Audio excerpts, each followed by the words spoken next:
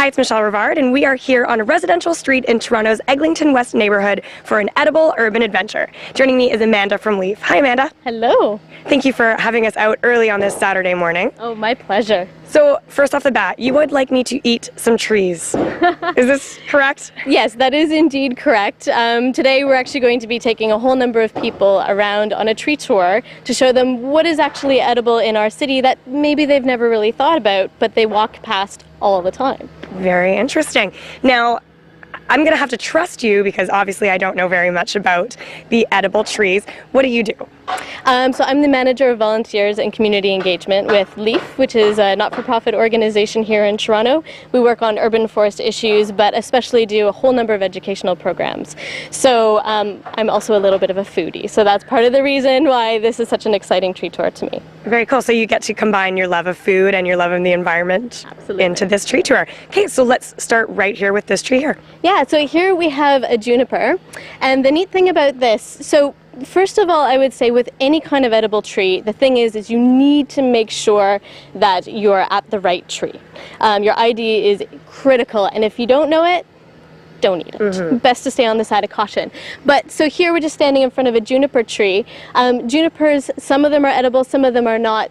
This one, as you can see, the part that is mainly edible in a juniper is this little berry, which in fact is actually a cone. We think of conifers like pines and spruces all to have these cones, and in fact that's exactly what this little guy is.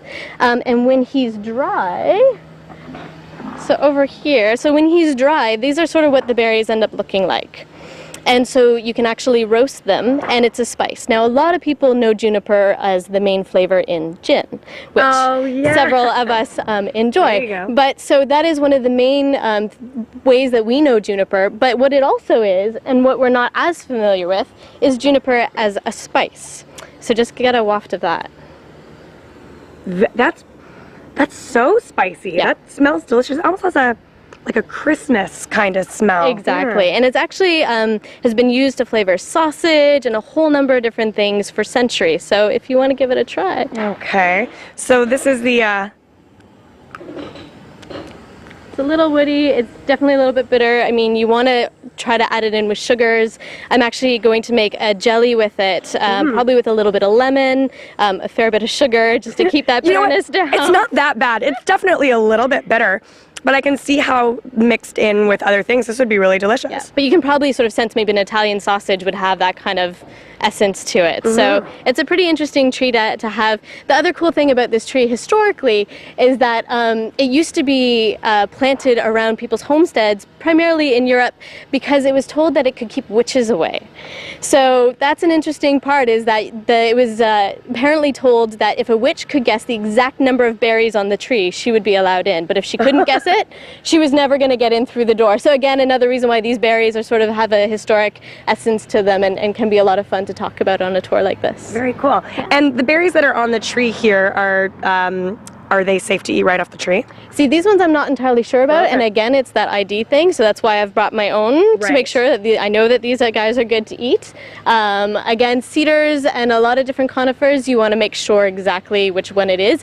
And in an urban space, there's a number of different cultivars that we have. So these are trees that have been mixed and crossed with other ones to be really great for urban conditions. So again, just to make sure, always be on the side of caution, that we're just gonna go with these guys instead today. Very safe. Now across the street, this is a great street here because we have all sorts of different things to try, and this here is the Japanese maple. Obviously Canadian maple, very iconic to the community and to our country.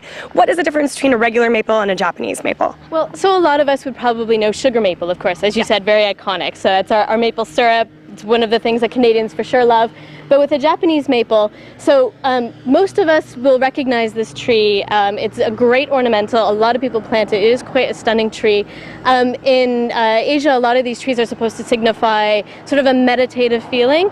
But when they're brand new, in the early spring, when these leaves are still that bright red, they've just come out, they're a little bit softer, they are fantastic in a salad. So you can either do a salad or picture like a miso soup with this floating red Japanese maple on top as a garnish would just be absolutely stunning. Definitely the way to impress your hosts for sure. Wow.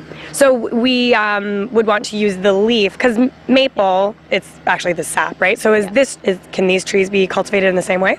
I'm not sure what their sugar content. There's actually a lot of different trees that you can use sap. You can use birch, you can use a number of other ones, and all the sugar content is different. But this one I would definitely go with the very, very early leaves.